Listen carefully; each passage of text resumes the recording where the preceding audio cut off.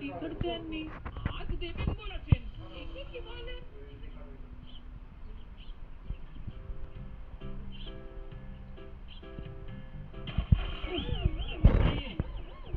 সব চলছে। ইস, কি তো তারা যেন লাফিয়ে নামলো। চোখটা জ্বলছে বলে দেখতে পেলাম না। এই অবস্থায় বাড়ি গেলে সবাই ভয় পেয়ে যাবে।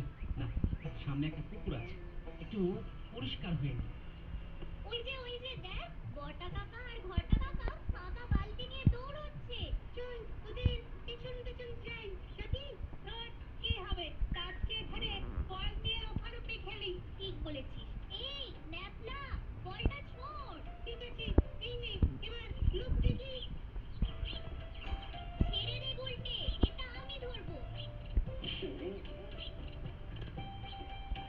ওরে বাবারে, আজকে কি সব হচ্ছে!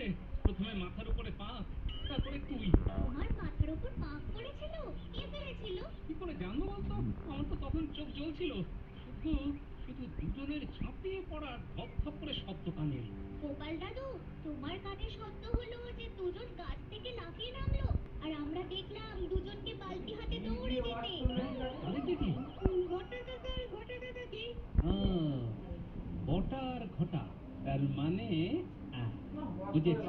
এবার মাথা একেবারে খুলে গেছে। বুঝলি, আজ বুঝলাম কিছু পেতে চললে কিছু দিতে হয়। এখন চল, কোথায় যাবো? প্রথমে যাব বিজ্ঞানীর বাড়ি। কেন?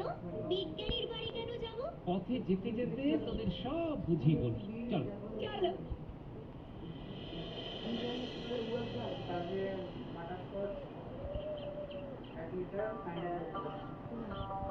বিজ্ঞানী, বিজ্ঞানী,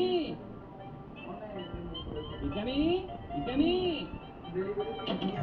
গোপাল, এসো এসো এসো।